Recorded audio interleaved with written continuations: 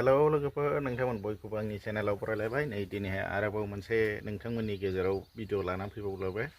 आसा खालामदों नोंथांमोना आंनि भिडिअखौ जोबजासिम नायगोन आरो भिडिअखौ नायनानै मोजां मोनदोंब्ला नोंथांमोना लाइक खालामना होबानो जाबाय शेयार खालामबानो जाबाय आरो चेनेलाव सोरबाफोर गोदानै फैदोंब्ला चेनेलखौ साबस्क्राइब खालामनानै होबानो जाबाय आरो दा नोंथांमोननि गेजेराव आं मा देखायनो नागिरदों नोंथांमोना जोबजासिम नायलांबानो जाबाय दा बिदिब्ला आङो भिडिअखौ जागायजेननोसै नोंथांमोना नायलांबाय थाबानो जाबाय लोगोफोर जोङो दायो नै जुमाय संनो थाखाय गासै 6 केजि माइरं लाबाय न'नि माइरं बियो इंखुर नङा बायनाय इंखुर नङा दा बेखौहाय जुमाय संनानै गोबाव सम दोननानै जोङो बिदै खालामनानै दोनगोन दा जोंनि जौ संनायफ्रा जादोंना जायाखै नोंथांमोना अननानै खोन्थाहरलायबानो जाबाय माइरंखौ सुखांबाय आरो दा बे ओंखाम संनानै जाग्रा माइरं पियर आरो बे बायनाय माबा नङा बियो इंखुर नङा बिराद मोजां माने जौ रोसि बड' जौ बिदै बेखौ बानायनोसै आरो ओरैबायदि कालार जालायनाय बानायगोन बेखौ मागोफ्रावसो बाहायहैनाय जानुवारिफ्रावसो नैबावहाय दै गुदुं बानायदों बेवहाय नै दै गुदुं बानायग्रोबाय आरो जाहाथे माने खामा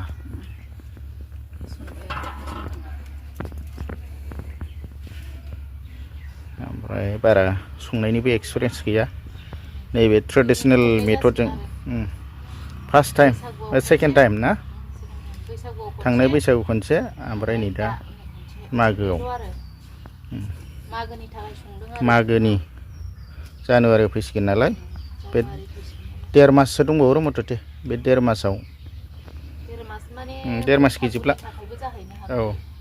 बैसागुनि थाखायबो बेखौनो दोनहैनाय माने रोसि खालामनानै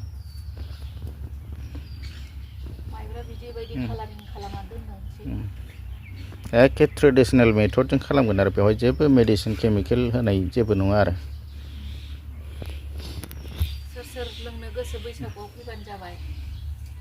बैसागुसिम दोनहैगोन जोंथ' जानुवारियावहाय मागोआव जोंथ' लोङा नालाय पिकनिक जों जेबो जाया बेनि थाखायनो आङो जास्ट ट्राइ खालामदों आरोखि नेक्स्ट माबा बैसागुनि थाखाय गोबाव संनानै दोनबा माबायदि रस जायो मायो आंथ' बिनि टेस्टखौ मिथिया नालाय ओंखायनो गोबावजोंहाय संनानै दोननो बेबायदि सानदों आरोखि माबायदि जाहैमारो बेबायदि आरोखि ओंखायनो आङो एबारसो खननै नालाय ट्राइ खालामबाय आरोखि एबाराव गोबावसिन दोननाय ट्राइ खालामगोन थांनाय बोसोरावहाय बैसागुआव संनाया बिदिनो सप्ता खनसेल' थादों आरोखि ना सप्ता खनसेनि उनावनो लोंदों एबारना बिनि बावसिन दोनगोन आरोखि बेखौहाय होसनसिगोन आरो माइरंखौ मोनसे होसनखांबाय आरो दायो मोनसे होसनबावबाय आरोखि गासै टटेल खै केजि संनाय जाखो 6 केजि 6 केजि संनाय जाबाय आरो दायो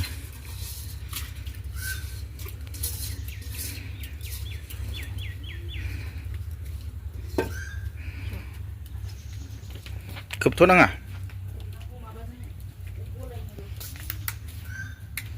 6 केजि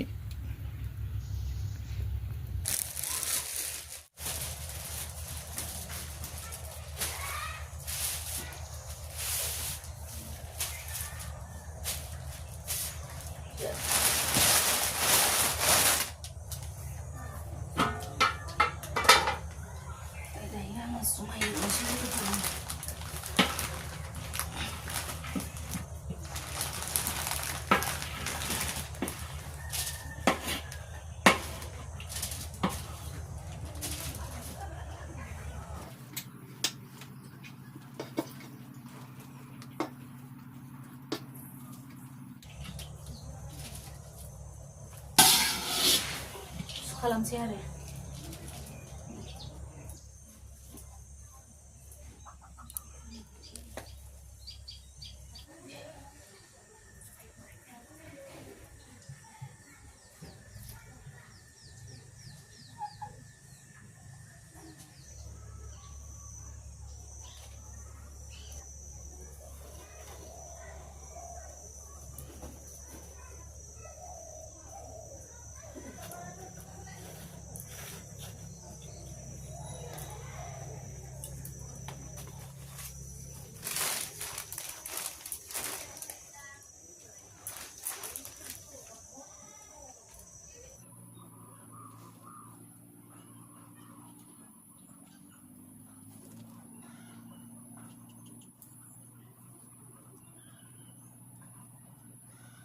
नै दायो एमाव फुनखांनानै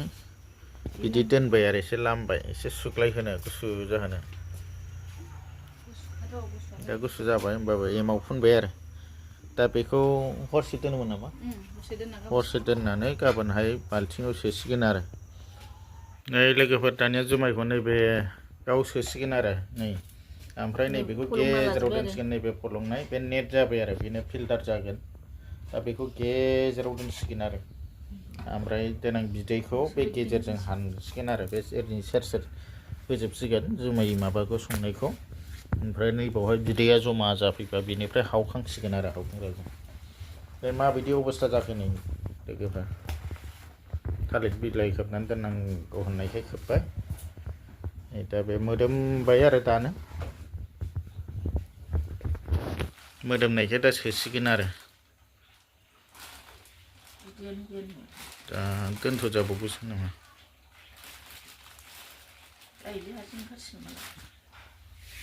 नैबे सेर सेर होजोबसिगोन आरो दाना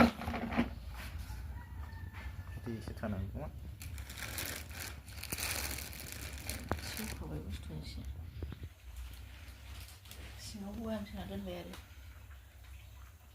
नैबेयाव सिङाव बयाम सोनानै दोनबाय बेखौ दा एसे रबबा गोदोलांसिगोन नालाय बेयो सेवबा दा बेवहाय माबानोसै आरो बुरदनानै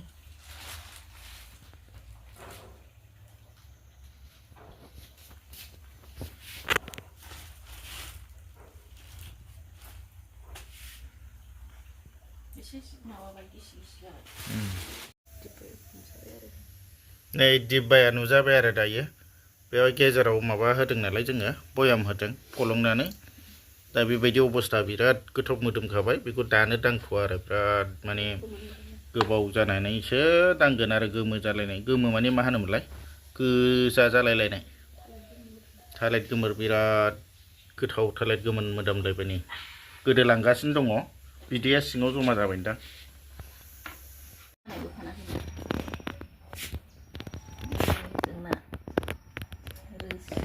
बिदै जादोंना जायाखै बेखौ खेवनायनानै नायनोसै दायो र'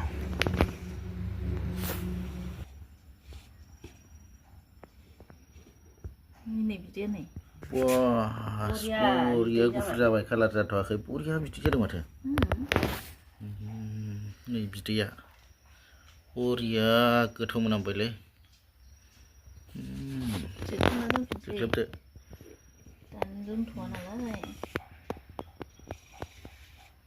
बरिया जाबाय माथो